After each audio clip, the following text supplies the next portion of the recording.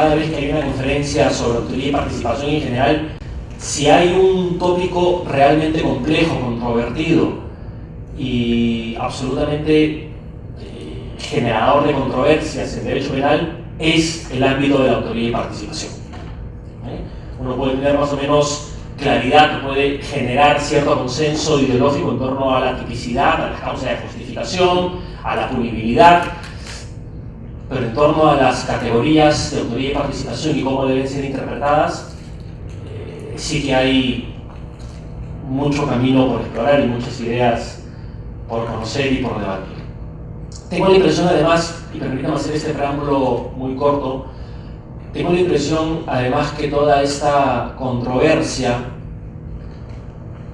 que solo se puede aprender con H, es decir, solo se puede percibir en su verdadera dimensión en la práctica, en la praxis, en la jurisprudencia, porque es ahí donde uno tiene que dar respuesta real a problemas reales y complejos. Digo, creo que tiene mucho que ver con la forma como el Código Penal peruano, que data de 1991, regula la autoría y participación. Yo no sé si alguno se ha puesto a pensar de dónde el legislador penal peruano de 1991 sacó esa definición de autoría del artículo 23, la definición de instigación del artículo 24, las definiciones y clasificaciones de los cómplices entre un cómplice primario y un cómplice accesorio secundario del artículo 25, aquella incomunicabilidad de las circunstancias.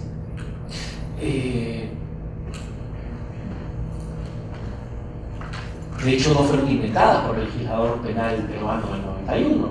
Son categorías construidas por la dogmática penal que han existido y existen en muchos códigos penales de derecho comparado, que, y aquí viene lo irrelevante, me parece, son categorías creadas cuando estaba en boga el causalismo, que es una corriente dogmática que tuvo mucho auge, como ustedes sabrán, a finales de los 1800, digamos, principios del siglo pasado, hasta que irrumpió en escena el finalismo.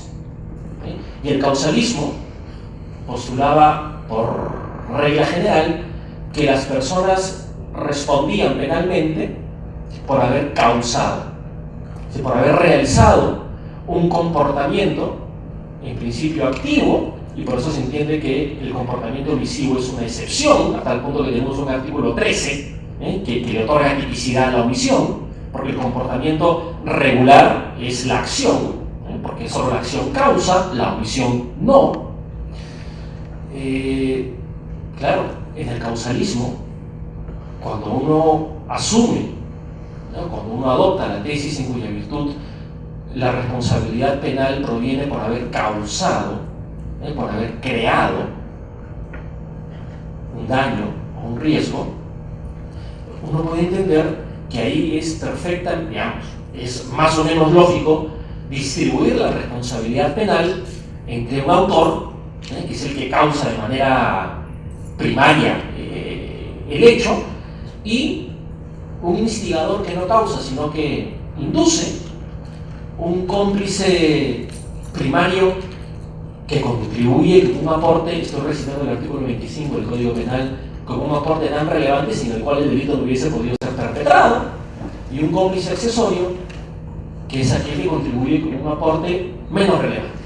Es decir, tengo la impresión de que las categorías de autoría y participación con las cuales estamos, para utilizar un término jurídico penal, condenados a trabajar, porque es principio de legalidad, es lo que establece el Código Penal, son categorías de autoría y participación pensadas para un modelo de atribución de responsabilidad penal que no solamente no es, creo, el que se suele utilizar en la jurisprudencia actual, sino que además es un modelo de causalismo que nadie hoy día suscribe a plenitud.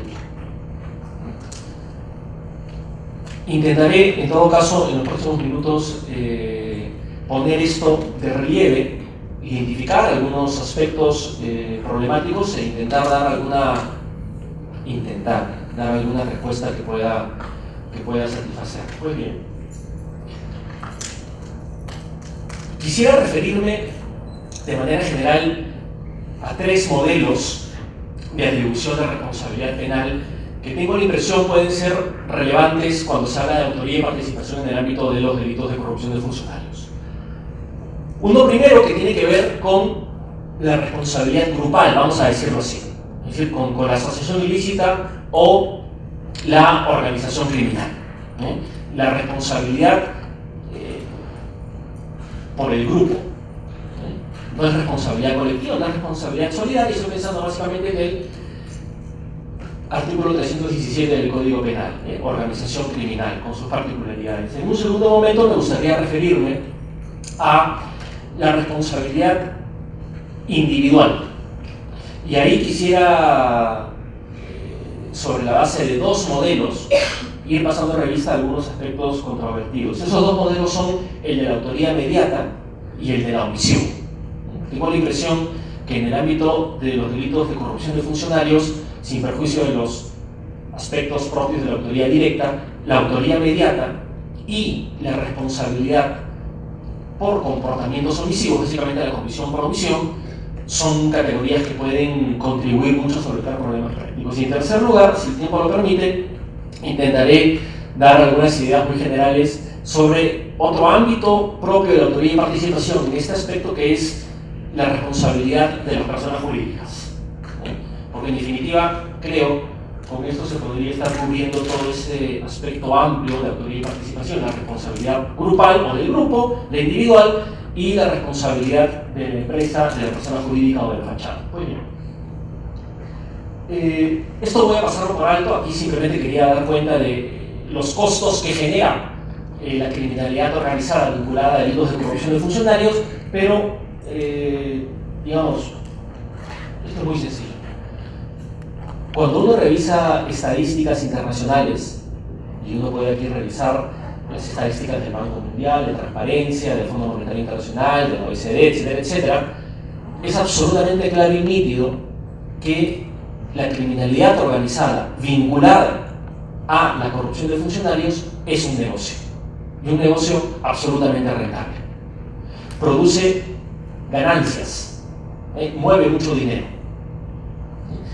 Y esto debería, creo, inducirnos a pensar que cuando hablamos de criminalidad organizada o hablamos de criminalidad estatal o corrupción de funcionarios, tenemos que vincular esa forma de actuación criminal y por tanto la forma estatal de prevenir y reprimir esa criminalidad a la llamada criminalidad empresarial. La corrupción de funcionarios, hoy día por regla general, es corrupción empresarial. Por supuesto que existe el caso del soborno directo, del sujeto natural a un funcionario público, pero desde el punto de vista de la autoría y participación y los problemas que genera, los casos más complejos son aquellos en donde es una empresa o una actividad empresarial la vinculada a la corrupción. Por tanto, todo aquello que ya se ha dicho en el ámbito del derecho penal económico de la empresa debería ser reivindicado cuando se habla de autoría y participación de cara a atribuir responsabilidad penal a funcionarios públicos, a privados vinculados a corrupción y a la propia persona jurídica. Pues bien, de manera muy general, el primer modelo está referido a la organización criminal. Si uno revisa el Código Penal, existen varios artículos que se refieren a asociaciones, agrupaciones, organizaciones. Existen incluso agravantes que agravan la pena, evidentemente, por ser parte, promotor de una asociación o organización criminal, ser cabecilla, ser líder o actuar en el ámbito de una organización criminal. A mí me gustaría quedarme con algo muy sencillo, que es el delito que tipifica el artículo 317 del Código Penal, antes llamado asociación ilícita y después de una serie de reformas, hoy día conocido como el delito que tipifica la organización criminal. Tengo la impresión que si bien se ha escrito mucho, se ha decidido jurisprudencialmente mucho en torno a este aspecto o a este delito, probablemente existan algunos aspectos todavía que sean controvertidos y sobre los cuales uno pueda discutir. algo más. Empiezo por lo más sencillo, los elementos objetivos de una organización criminal. Por mandato legal, por mandato del Código Penal, artículo 317, esta organización criminal tiene que tener 3 o más miembros. Una cuestión concreta y que no genera mayor controversia. La temporalidad. Una organización criminal, es decir, hasta ahora solo tenemos que tienen que ser 3 o más personas, tiene que ser estable, permanente o por tiempo indefinido. Fíjense, por tanto, que aquella antigua controversia en cuya virtud se discutía si la organización criminal debía ser permanente, es decir, no debería tener fecha de caducidad, ha quedado hoy día solventada por mandato legal. Puede ser por tiempo indefinido y por tanto indefinida, o puede ser definida, siendo lo relevante que tenga carácter estable o permanente. Lo relevante aquí, tengo la impresión, sigue siendo cómo distinguir en los casos de una organización criminal cuya vigencia no está pensada de manera indefinida ad infinitum, sino definida, pero que sea estable. ¿Cómo diferenciar esos casos de los casos de atribución de responsabilidad penal en régimen de coautoría?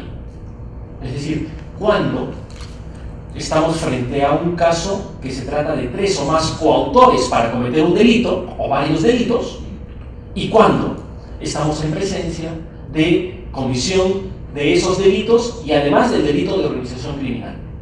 Claro, históricamente el criterio que servido para diferenciar la atribución de responsabilidad penal en régimen de coautoría cuando son 3 o más personas que se coluden, acuerdan, organizan para cometer 1 o más delitos ha sido el de la temporalidad. Si se trataba de un delito, la preparación del delito, la ideación del delito, la ejecución del delito, se trataba de un régimen de coautoría. Y el aspecto de la asociación ilícita o la organización criminal se sustentaba en la temporalidad, en la permanencia ad infinitum o en la vocación de permanencia de esa asociación, de esa organización. Tengo la impresión que a partir de las reformas ya no tan últimas que ha sufrido el Código Penal en esta materia, el criterio que va a permitir distinguir si se está frente a un régimen de coautoría y por tanto un solo delito, o si además se está en presencia de un delito cometido por una organización criminal, ya no va a poder ser de manera contundente el de la temporalidad de esa organización criminal, porque hoy día no es necesario que esa organización tenga vocación de permanecer indefinidamente en el tiempo. Probablemente el único criterio que quede para distinguir estos dos supuestos sea si se trata de un solo delito, será o podrá ser cometido en régimen de coautoría, y si se trata de delitos, es decir, en plural, en principio podríamos admitir la existencia de una organización criminal. En todo caso, creo que este aspecto puede quedar más claro si se analiza el tercer elemento objetivo que he intentado identificar ahí, que es esas 3 o más personas, esos miembros de la organización criminal, tienen que actuar de manera organizada, coordinada o concertada. Claro, en principio eso podría servir para distinguir este delito de la atribución de responsabilidad criminal en régimen de coautoría, pero nadie puede negar que los coautores, por propia definición, también actúan de manera concertada. Históricamente, uno de los pilares de la coautoría ha sido el acuerdo, incluso acuerdo previo antes de cometer el delito o el acuerdo simultáneo a la ejecución del delito. Es evidente que entre los coautores también tiene que haber un grado de concertación, de acuerdo, de coordinación. ¿Cuándo esa concertación, cuándo esa coordinación u organización va a ser propia de coautoría y cuándo va a ser propia de un delito de organización criminal? Tengo la impresión, no es algo que responda de manera categórica la letra de la ley. Lo que no significa, sin embargo, que no exista una respuesta.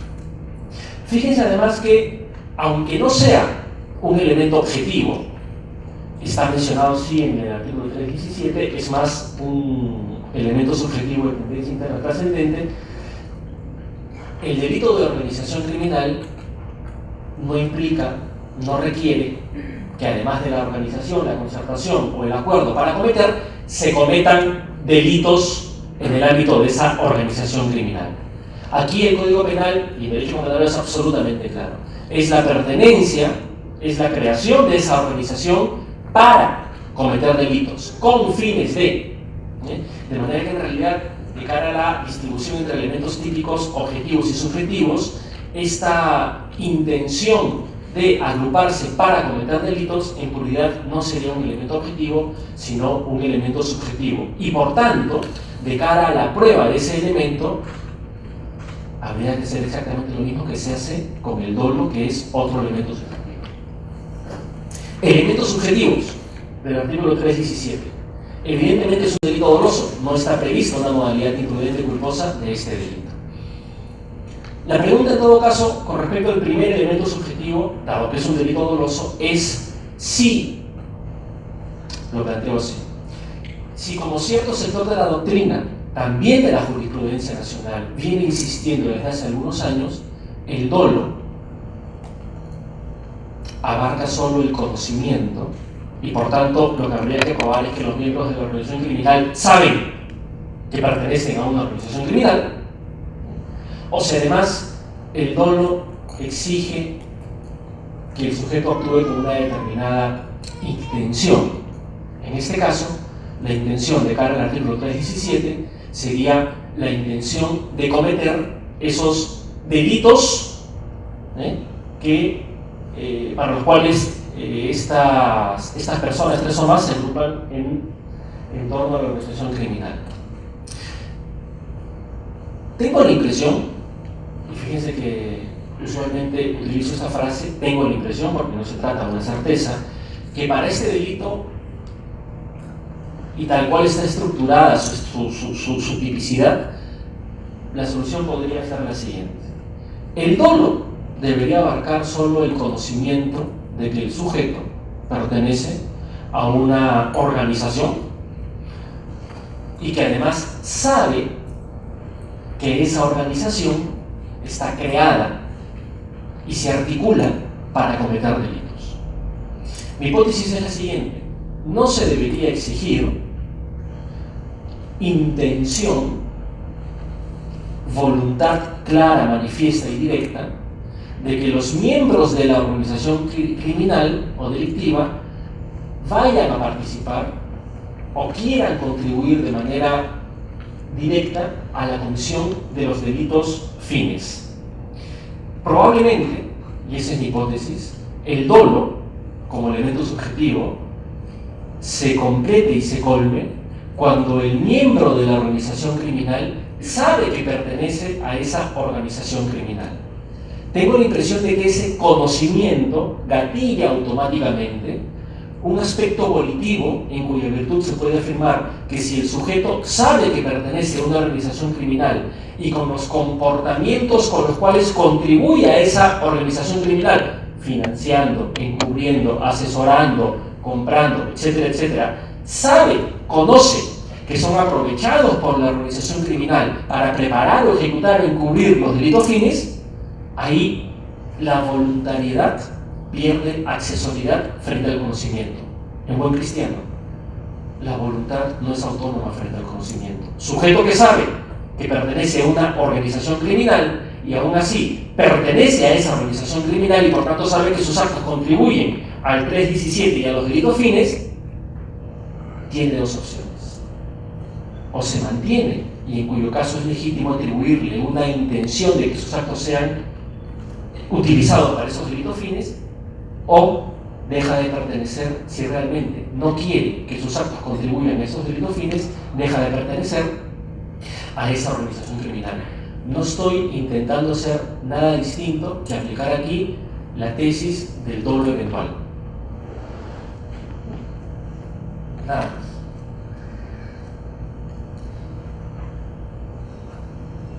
Quedan, sin embargo, y no obstante las continuas reformas que ha tenido el 317, algunas preguntas, no sé si abiertas, pero en todo caso algunas preguntas. La jerarquía.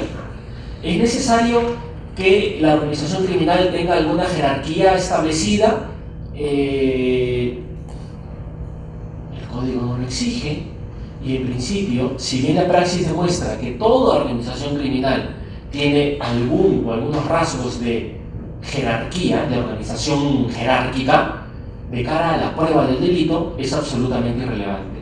Relevante será para el agravante, en donde se sanciona con una pena mayor al cabecilla o al líder de esa organización criminal.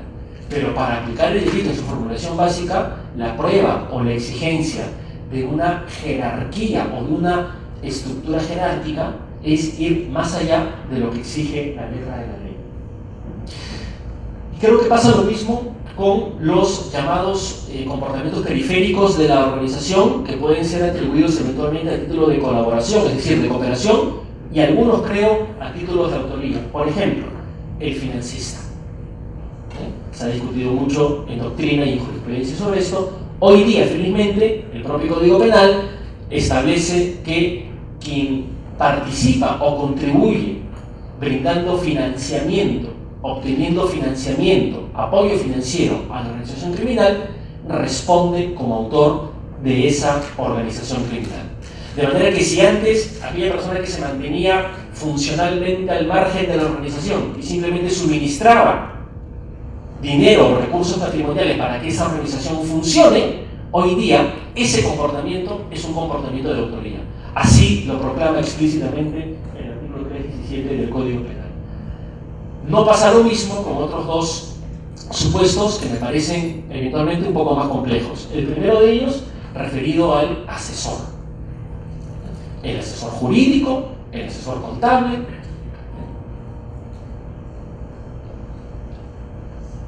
el abogado, el contador. Claro, que podemos entrar a discutir si el ejercicio de la profesión de abogacía o de contabilidad o de lo que sea es el ejercicio legítimo de un derecho, y por tanto lo que se haga en ese ámbito y que pueda ser aprovechado por la organización criminal, dirán algunos, debería estar cubierto por esa causa de justificación y no se podría atribuir responsabilidad penal.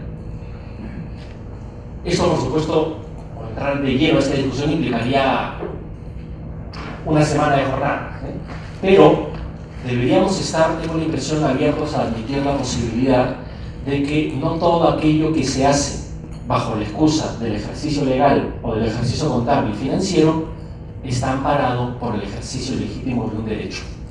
Sobre esto, fíjense ustedes, el Código Penal no se pronuncia. Es una cuestión de interpretación. Y por tanto, lo que cabe aquí, en mi concepto, es interpretar teleológicamente, sin perjuicio de negar el derecho de defensa que puedan tener las personas involucradas en un delito de organización criminal. El sentido que en un Estado de Derecho permite que existan abogados y profesionales liberales que ofrezcan sus servicios a cambio de una retribución, como mínimo debería exigir que eso no sirva para la comisión ni el encubrimiento de delitos. Ahí donde el ejercicio profesional permite la comisión de delitos o el encubrimiento de delitos, no puede ser tenido como el ejercicio legítimo en un Estado de Derecho de un derecho. El ejercicio legítimo de un derecho no puede contribuir a algo que el propio derecho censura y rechaza, que es el crimen. Ciertamente que es una cuestión valorativa, pero en todo caso, casuísticamente se podría discutir. Y el encubridor, ciertamente existen delitos de encubrimiento, de personal encubrimiento real, pero dado que el delito de organización criminal es un delito permanente, es decir, no es un delito de consumación instantánea, sino que es un delito que se prolonga en un lapso determinado, indeterminado, aquella persona que encubre sistemáticamente, frecuentemente, a miembros de esa organización, por ejemplo, brindando cobijo, no solo debería responder por el eventual delito de encubrimiento, sino que ese acto, en tanto se inscribe en un delito permanente que es la organización criminal, bien podría ser considerado como un comportamiento de autoría. Fíjense ustedes lo que establece el propio artículo 317, el que promueve, crea o es miembro de una organización criminal. ¿Cuáles son los comportamientos de autoría que pueden ser admitidos como comportamientos de ser miembro de una organización criminal. El Código Penal zanja la discusión cuando dice que el financista lo es evidente. No dice nada acerca de los asesores, pero hay razones de interpretación y de principios jurídicos penales que permiten afirmar que en muchos casos pueden ser miembros de esa organización. Y quienes encubren, ya sea los miembros de esa organización o quienes encubren la comisión o a los responsables de la comisión de los delitos fines, eventualmente también podrían ser considerados autores, en tanto no sea un comportamiento aislado, también podrían ser considerados autores del delito de organización criminal. El tercer aspecto que me parece que queda abierto es, y lo he puesto en tono de pregunta, si los partidos políticos y las personas jurídicas pueden ser consideradas organizaciones criminales. La respuesta es evidente y tiene que ser dada con contundencia. Por supuesto que sí. Por supuesto que sí.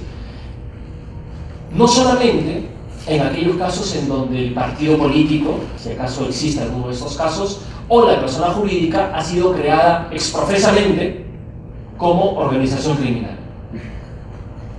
La experiencia, y en derecho comparado esto quedó absolutamente claro, se dan casos de organizaciones criminales que son empresas o personas jurídicas que en un principio fueron constituidas como personas jurídicas absolutamente lícitas o legales, pero que con el devenir del tiempo han ido combinando actividades lícitas con actividades ilícitas. ¿En qué momento se inclina la balanza para considerar que la cantidad y calidad de actividades ilícitas que realiza esa persona jurídica permite que sea calificada ya como organización criminal? No es una cuestión que solvente el Código Penal, es una cuestión que deja abierta, pero tendríamos que dejar abierta la puerta para esa posibilidad. El que una persona jurídica, estoy pensando por ejemplo en Odebrecht o las consorciadas, hayan sido creadas hace años como personas jurídicas lícitas, pero que con el devenir del tiempo han hecho de su actividad empresarial parte de actividad criminal, no debería impedir la discusión de si acaso hoy día no podrían ser consideradas organizaciones criminales. Si me lo preguntan a mí, Odebrecht hace años mutó a una organización criminal. Y por tanto, los directivos, las personas que, con dolo, fueron miembros, representantes y actuaron para esa persona jurídica, cuando sabían que sus comportamientos contribuían a la comisión de otros delitos o al encubrimiento de otros delitos de cohecho, por decirlo menos, o de colusión, a mí no se me ocurre ningún argumento para afirmar que en esos casos no hay una organización criminal. Desde el punto de vista estrictamente dogmático, cuestión distinta es si estratégicamente, de cara a un eventual acuerdo de colaboración eficaz, se puede sostener, pero desde el punto de vista estrictamente jurídico, me parece que hay argumentos bastante solventes. Y el último punto controvertido, por decirlo de alguna manera, es la relación concursal en la que puede entrar el delito de organización criminal con otros delitos. Dado que es un delito permanente, es decir, que se prolonga en el tiempo, en la eventualidad de que esa organización criminal haya logrado cometer, si tiene grado de tentativa, alguno o algunos de los delitos fines, con independencia de si es un delito de conservación instantánea, permanente o de Estado, la relación concursal debería ser la del concurso ideal. Porque con la misma acción de pertenecer a la organización criminal, en ese mismo momento, porque como una membresía, se comete otro delito.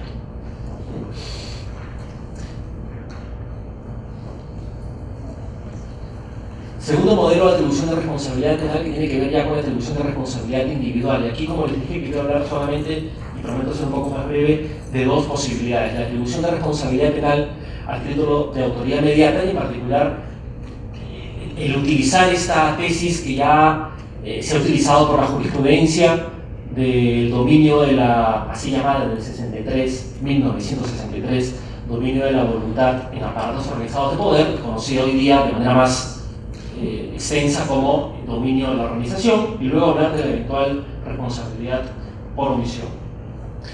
Aquí el asunto, al menos si uno revisa la jurisprudencia nacional, regional y la doctrina que se ha escrito al respecto,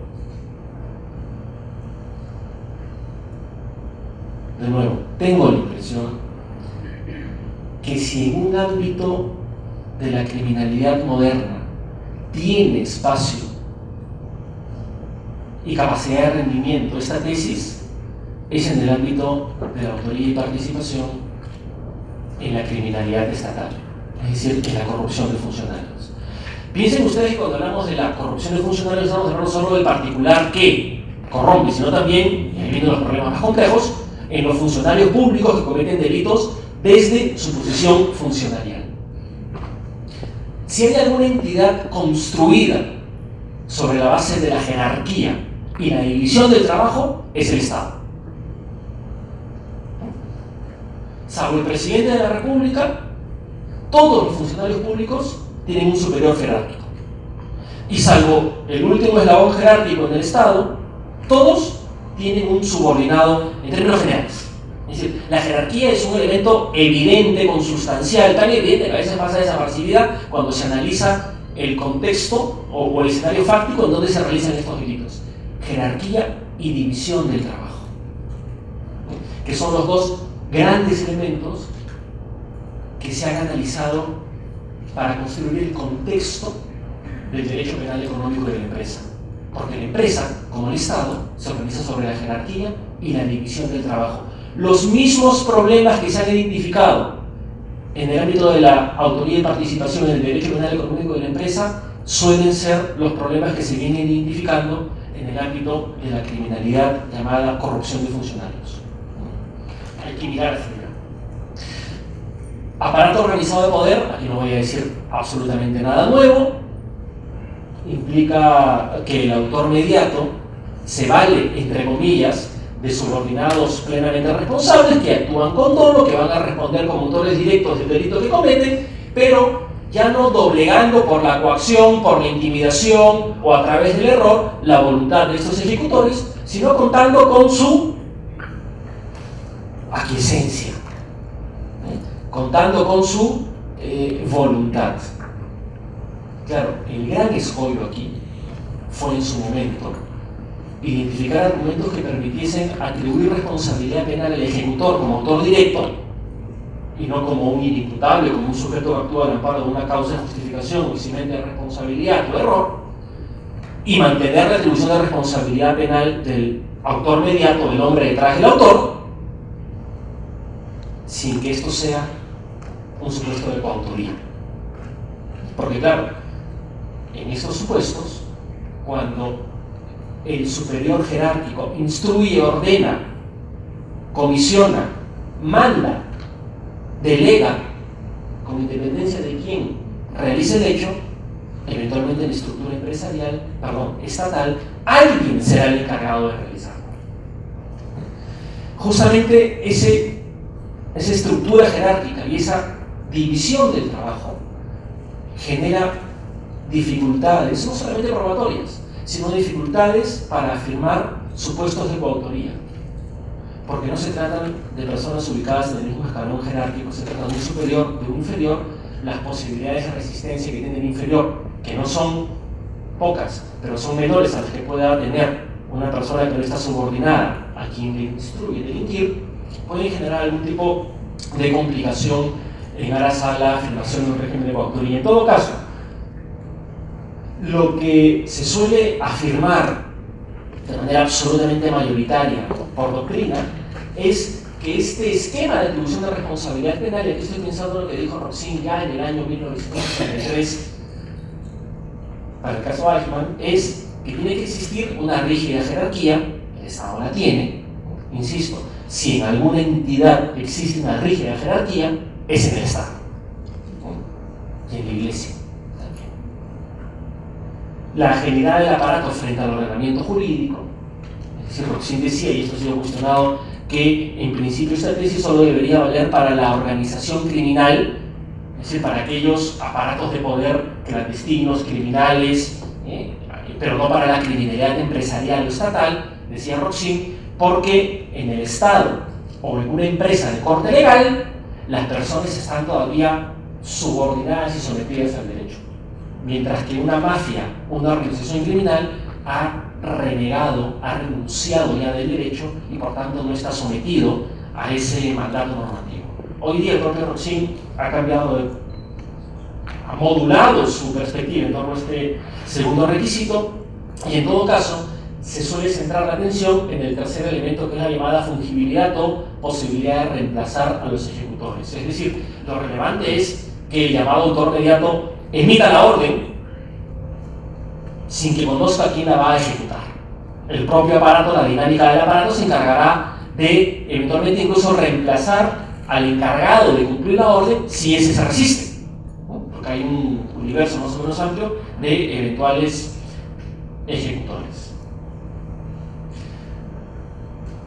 Hay una sentencia, yo supongo que todos ustedes la conocen o de alguna manera la han revisado, que es la sentencia que condena a Abimael Guzmán a cadena perpetua por la matanza de Bucaramanga. Me parece que fue en el año 2006, si no me falla la memoria, emitida por la Sala Penal Nacional de ese entonces.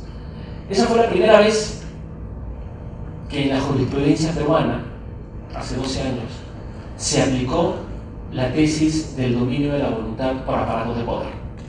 La primera. Yo creo que es una sentencia que vale la pena revisar porque contiene argumentos relevantes.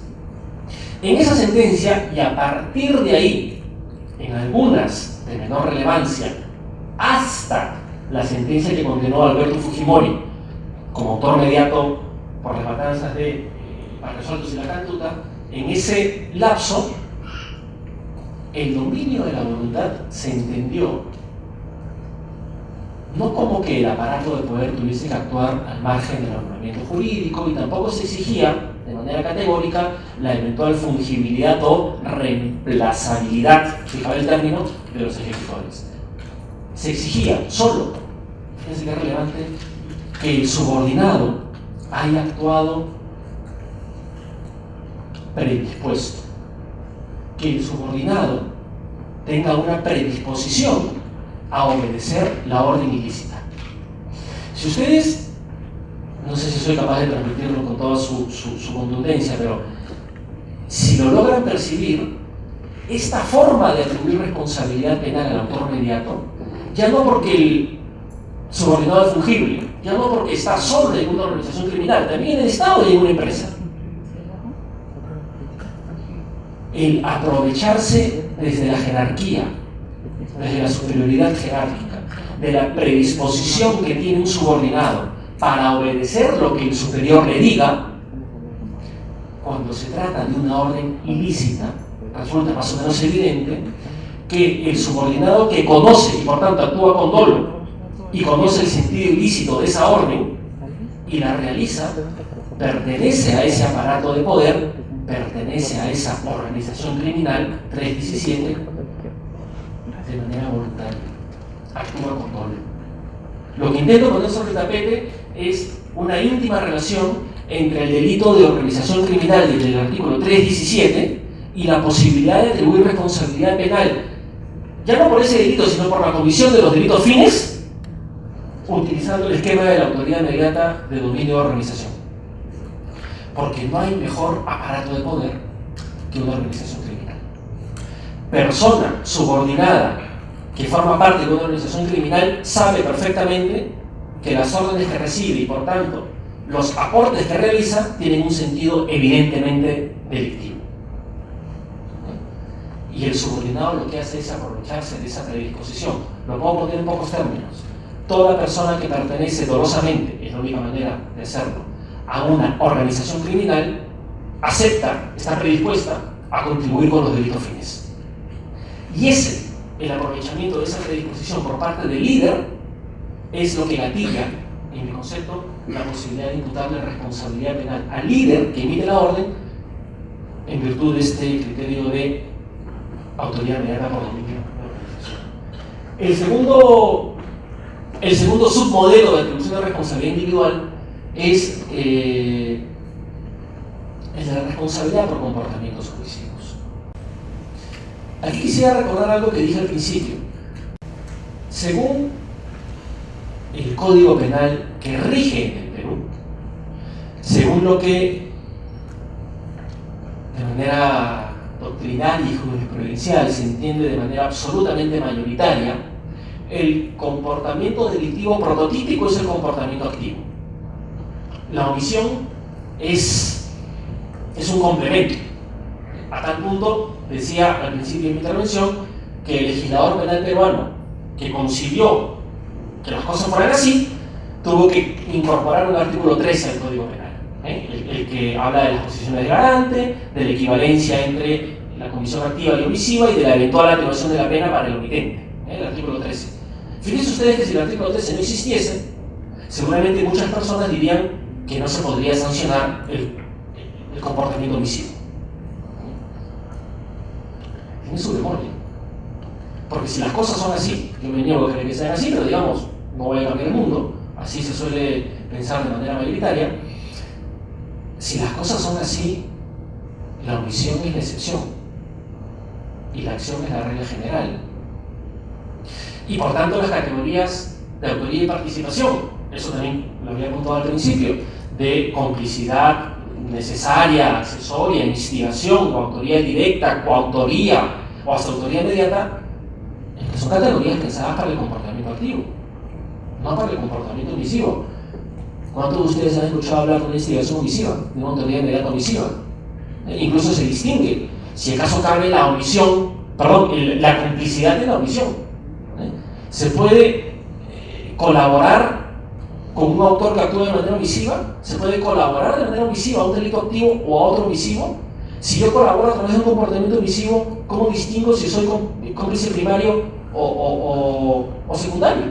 Digamos, ahí parecería operar como en el ámbito del delito imprudente un concepto de autor único. Todo aquel que omite, ¡pum!, es autor. Bueno. En todo caso, sobre lo que no debería quedar mayor duda es que el funcionario público, por regla general, es garante. Y creo que tampoco debería quedar mayor duda el origen de la fuente de garante en este caso. Tengo la impresión de que la fuente de garante del funcionario público, por regla general, no es la ley ni el contrato. Por supuesto, la Constitución dice que los funcionarios públicos tienen ciertas responsabilidades, las leyes orgánicas, las leyes sectoriales. Estamos inundados de un marco normativo que nos puede dar luces acerca de que los funcionarios públicos, por regla general, son garantes. Probablemente el asunto sea más sencillo. Probablemente, si asumimos que la injerencia, es decir, el comportamiento precedente, es la única fuente legítima en un Estado de Derecho para asumir compromisos jurídico-penales, es decir, el que el sujeto voluntariamente acepte esos compromisos, es la única forma de exigirle responsabilidad penal por no haberlo cumplido. En un Estado de Derecho, creo que sería muy difícil admitir la legitimidad de un deber de contenido jurídico penal que el sujeto no ha asumido de manera voluntaria y libre en un Estado de Derecho. Por tanto, hablar de un deber de garante en el ámbito de la función pública, creo, implica ubicar o identificar el acto con el cual el funcionario público, libre y voluntariamente, asume esos deberes no de contenido administrativo, no de contenido funcional, de contenido penal, porque el deber de garante es una categoría jurídico-penal. Creo que en ese momento es la injerencia o la asunción del cargo. No digo la juramentación ni la asunción formal y administrativa del cargo. Digo la aceptación voluntaria para desempeñarse en el cargo. Fíjense ustedes que a este respecto, y luego voy a analizar con mayor nitidez en el ámbito de la responsabilidad omisiva, digo, a este respecto, la Convención Interamericana contra la Corrupción y la Convención de Naciones Unidas contra la Corrupción definen al funcionario público no solamente como aquella persona que desempeña un cargo público, un servicio público, un encargo público, sino también como aquella persona que ha sido designada, elegida o nombrada para desempeñar el cargo. Fíjense que esto es importantísimo, porque si cabe discutir acerca del funcionario público de hecho, es decir, aquella persona que de facto se desempeña como funcionario público, vincula al Estado con sus actos, pero formalmente no tiene un título válido que lo habilite como tal, al menos estos dos tratados que son derechos vigentes en el Perú, nos permiten entender que la consideración del autor funcionario público no debe depender de un título habilitante o de un título lícito en derecho administrativo o en derecho laboral. Lo relevante es, en mi concepto, y creo que hay alguna línea jurisprudencial en ese sentido, que la persona en los hechos pueda comprometer al Estado con sus actos. Piensen ustedes en un personaje absolutamente famoso en los tribunales peruanos, Vladimiro Montesinos.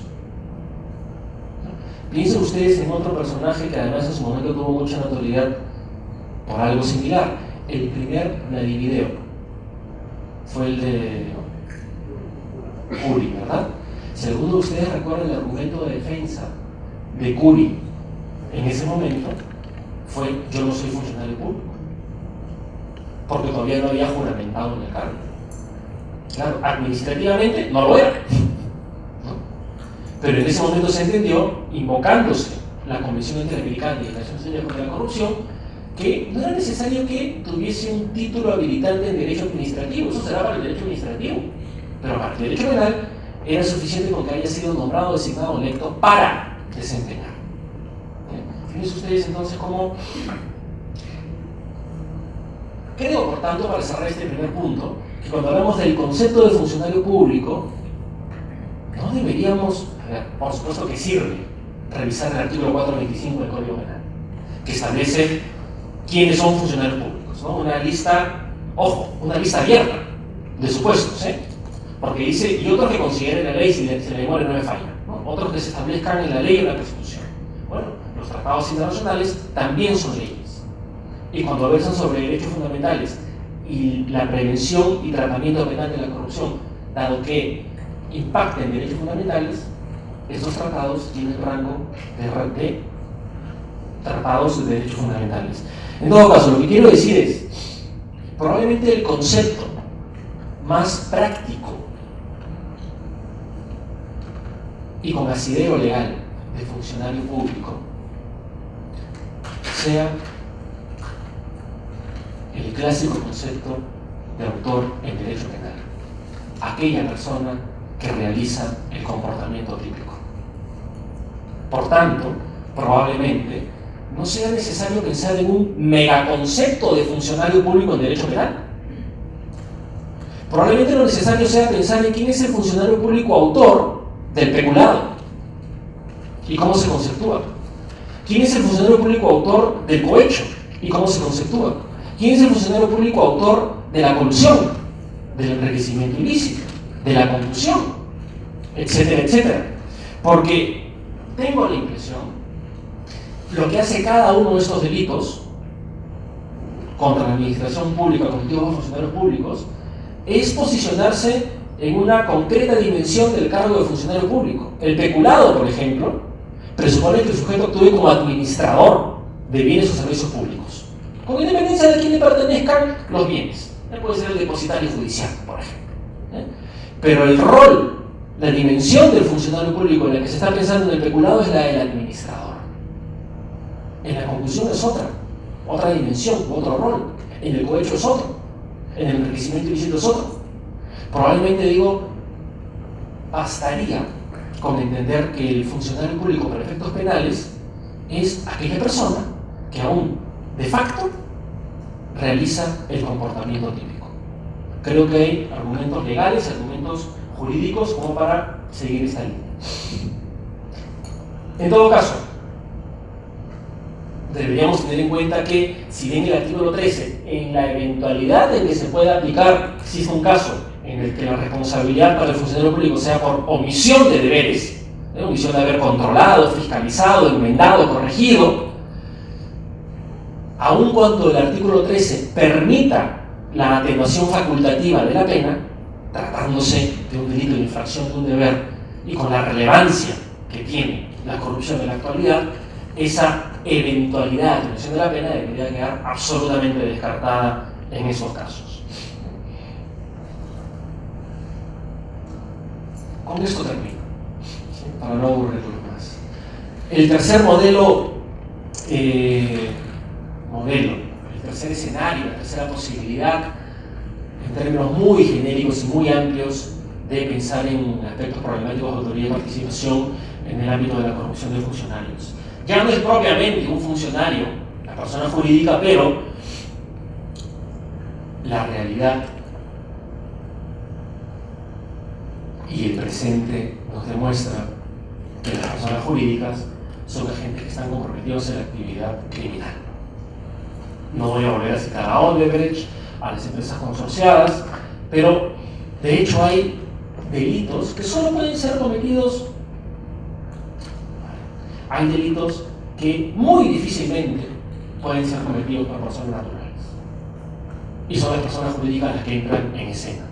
Las defraudaciones tributarias, delitos contra los consumidores, delitos contra la competencia, de pánico financiero, delitos bursátiles. Y probablemente, visto el modus operandi de la corrupción en Latinoamérica, en nuestro país, también para participar de concursos públicos, ganar buenas pro y adjudicarse licitaciones, pues los entes que lo hacen no son personas naturales, son personas jurídicas. Por tanto, si acaso podría haber existido hace algunos años una discusión político-criminal en torno a si las personas jurídicas debieran ser consideradas por el derecho penal, ya sea como autores, como empresas encubredoras, como instrumentos para cometer el delito. Pero la discusión político-criminal que se tuvo hace unos años en torno a si era necesario que el derecho penal le ponga un ojo, prevea medidas, sanciones, consecuencias accesorias, penas administrativas, para las personas jurídicas comprometidas con actos criminales, en particular delitos de corrupción, hoy día es una discusión político-criminal cerrada. Digamos, nadie creo podría cuestionar razonablemente la necesidad político-criminal de que el derecho penal se pronuncie sobre la utilización o la intervención de las personas jurídicas en la preparación, en la ejecución y en el encubrimiento de delitos y en particular de delitos de corrupción. La pregunta es ¿cómo? A través de la responsabilidad penal, a través de la responsabilidad administrativa, como establece la ley de responsabilidad administrativa para personas jurídicas por delitos contra la administración pública, a través de las consecuencias accesorias o a través de un modelo distinto. De nuevo, hablar de esto implicaría tener un seminario intenso de un mes sobre las personas jurídicas y el derecho penal. En derecho comparado se conocen dos modelos. Cuando se quiere hablar de la responsabilidad penal, que ojo, la ley peruana podrá decir que es responsabilidad administrativa derivada de delitos de corrupción de funcionarios. Es un tecnicismo, es un simbolismo. Se le puede decir penal, administrativa, en los hechos es irrelevante, es exactamente lo mismo como se le llame de otra manera. El primer modelo es el de la responsabilidad penal autónoma de la persona jurídica. Y esto presupone ciertamente un edificio dogmático jurídico penal que justifique cómo la persona jurídica actúa en derecho penal, realiza comportamientos típicos, tiene su propia culpabilidad, es un autor autónomo de sus administradores o sus representantes. Y el segundo modelo es el de la responsabilidad penal de la persona jurídica o administrativa de la persona jurídica derivada de la responsabilidad penal individual. Es decir, solo se podría imponer responsabilidad administrativa y o penal a una persona jurídica si hay un sujeto individual que ha cometido un delito. Como ustedes pueden apreciar, el presupuesto de cada uno de esos dos modelos es distinto. Mientras que en el modelo de la responsabilidad autónoma de la persona jurídica, el presupuesto es injusto, es decir, el comportamiento típico y antijurídico, ojo, comportamiento típico y antijurídico realizado por el administrador o representante. Tan autónomo no es, la persona jurídica no se mueve a voluntad y no... Cuando hablamos de responsabilidad penal autónoma o responsabilidad penal no autónoma de la persona jurídica, nos estamos refiriendo simplemente a la culpabilidad. Lo único autónomo en el modelo peruano, o en derecho comparado, en el modelo de la responsabilidad penal no autónoma de la persona jurídica, es que se ha construido un concepto de culpabilidad ad hoc para las personas jurídicas, la llamada culpabilidad por defecto de organización, que es lo que permitiría atribuirle responsabilidad y ponderar, mesurar, cuantificar cuánta pena y qué tipo de pena se le impone a la persona jurídica, que es lo que hace la ley peruana, pero en ningún momento esa llamada responsabilidad administrativa o penal autónoma de la persona jurídica significa que la persona jurídica comete un injusto. Y esto, en realidad, queda absolutamente claro, no solamente por las contribuciones que desde Tiedemann, en los 70 del siglo pasado, cuando postulaba este concepto de culpabilidad por defecto de organización, y hasta ahora se ha ido dando en la academia, sino por la forma como está regulada en la ley peruana. Fíjense ustedes que el presupuesto para que una persona jurídica pueda responder administrativamente por un delito de corrupción de funcionarios u otro delito, los presupuestos son dos. O que el representante o administrador haya cometido un delito actuando para esa persona jurídica y en provecho de ella. Por tanto, el injusto lo comete el administrador o el representante. En interés sí de la persona jurídica, pero el comportamiento típico y antijurídico es realizado por el funcionario. Y el otro presupuesto es que el hecho delictivo injusto haya sido realizado no por el representante, no por el directivo, sino por un subordinado de este, pero que el representante de la persona jurídica o el directivo haya incumplido con su deber de garante que le obligaba a evitar que ese subordinado cometa el delito.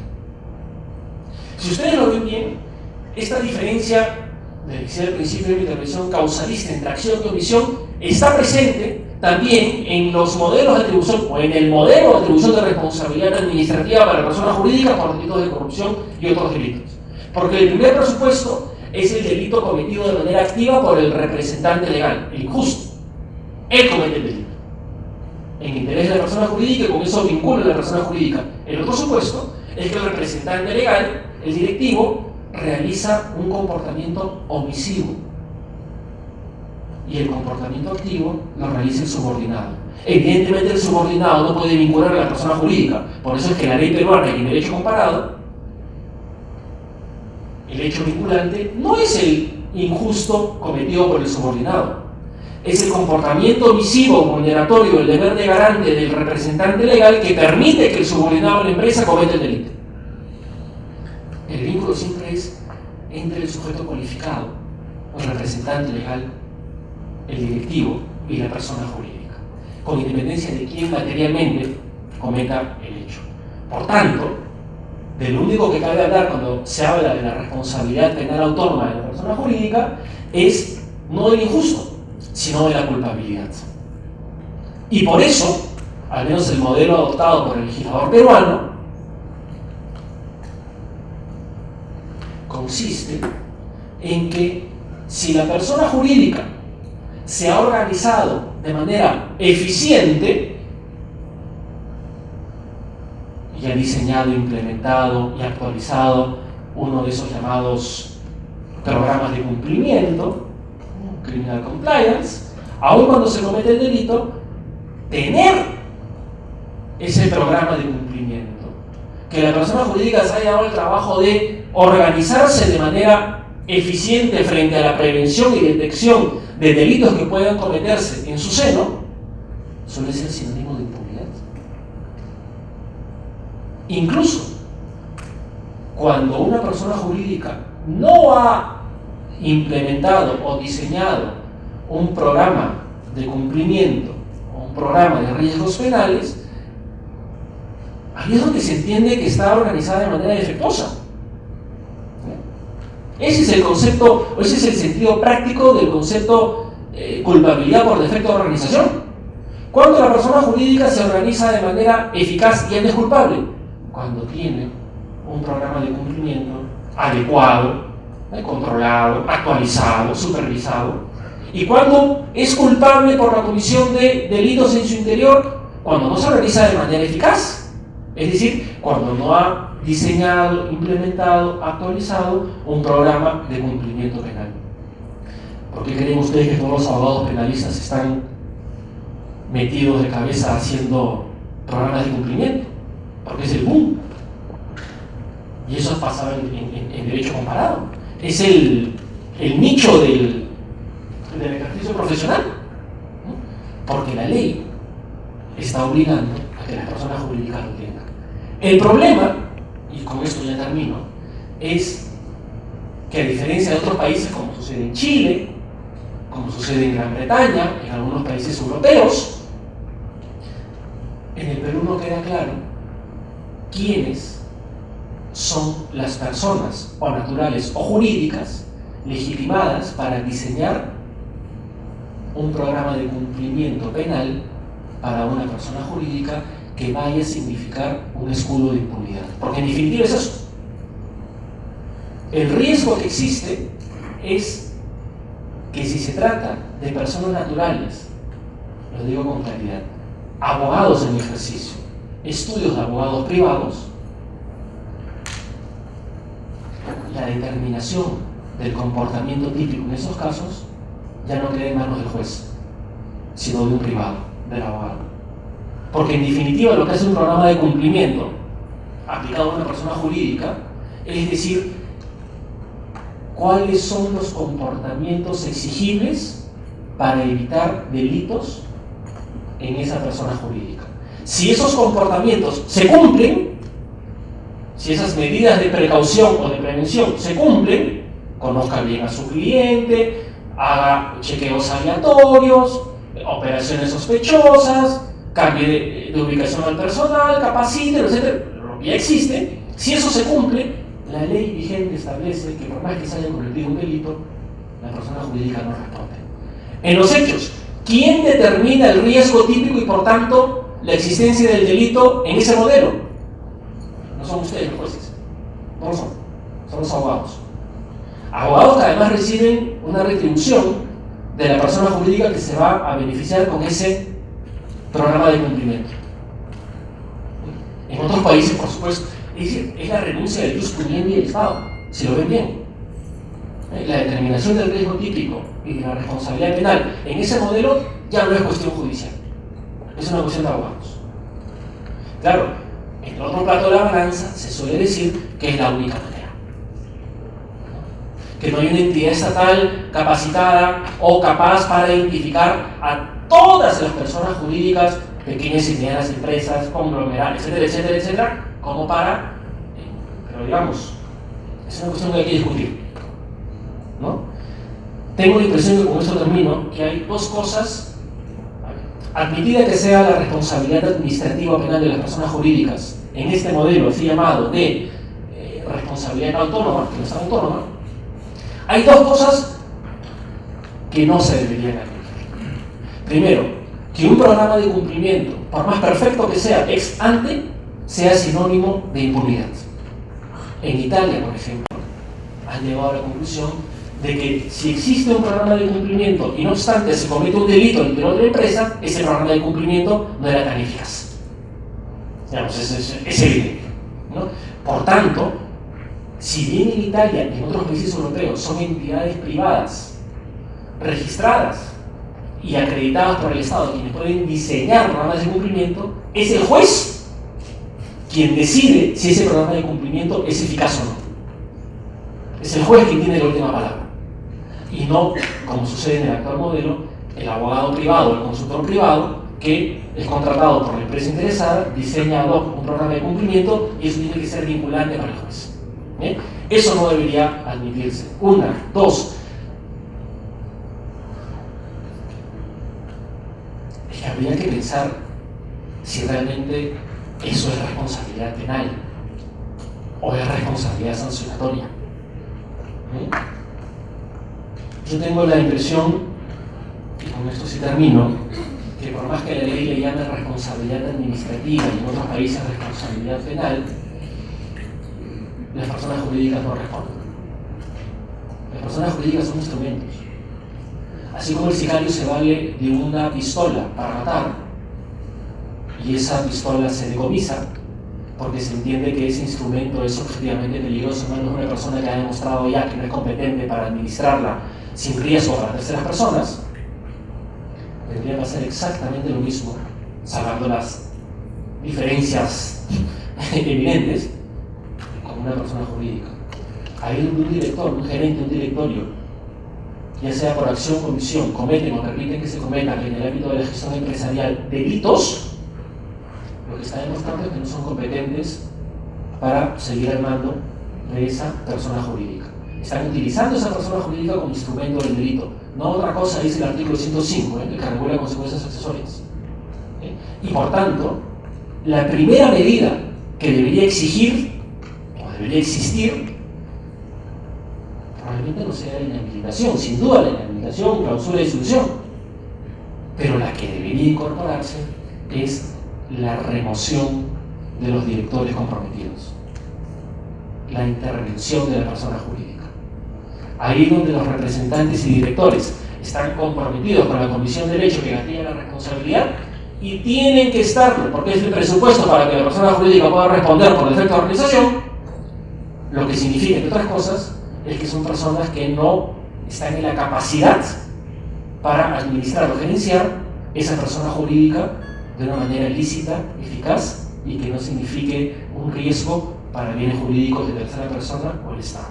Muchas gracias.